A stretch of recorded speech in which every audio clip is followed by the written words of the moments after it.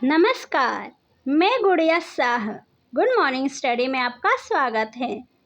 Supreme court का ऐतिहासिक फैसला, खनिजों पर रॉयल्टी कर नहीं है। कहा रॉयल्टी टैक्स नहीं। अब खबर विस्तार से। सुप्रीम कोर्ट के ऐतिहासिक फैसले में खनिज समृद्ध राज्यों को बड़ी जीत हुई है। कोर्ट ने खनिज युक्त भूमि पर रॉयल्टी लगाने के राज्य सरकारों के अधिकारों को बरकरार रखा है।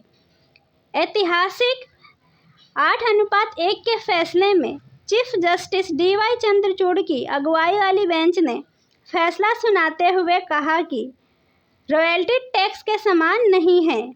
वहीं जस्टिस BV नागरत्ना ने असहमति वाला फैसला सुनाया। सुप्रीम कोर्ट की 9 जजों की संविधान पीठ ने खनिज पर लगाए जाने वाले टैक्स को लेकर दाखिल याचिकाओं पर अहम फैसला सुनाया। 9 जजों की बेंच ने फैसला सुनाते हुए कहा कि राज्यों के पास खनिज युक्त भूमि पर टैक्स लगाने की क्षमता और शक्ति है। अदालत ने कहा है कि रॉयल्टी कोई टैक्स नहीं है, रॉयल्टी टैक्स के समान नहीं है।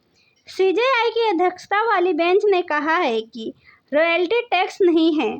कोर्ट के फैसले से झारखंड, उड़ीसा, आंध्र प्रदेश, असम, छत्तीसगढ़, मध्य प्रदेश और उत्तर पूर्व के खनिज समृद्ध राज्यों को फायदा होगा।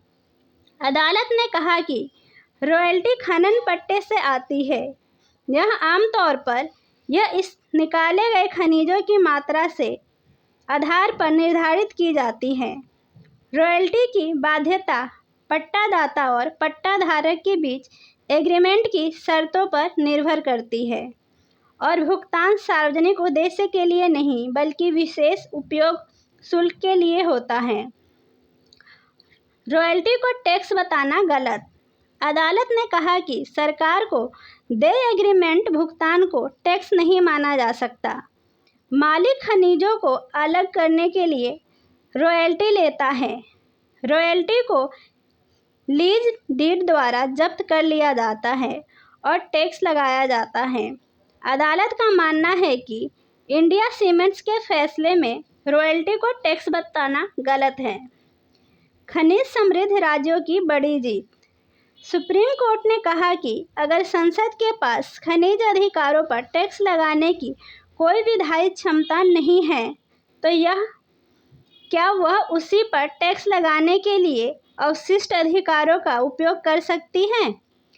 इसे नकारात्मक माना जाएगा। अदालत ने कहा कि कराधान का क्षेत्र नियामक कराधान प्रविष्टियों से प्राप्त नहीं किया जा सकता, चूँकि सूची 1 की प्रविष्टि 54 एक सामान्य प्रविष्टि है, इसलिए इसमें कराधान की शक्ति शामिल नहीं होगी।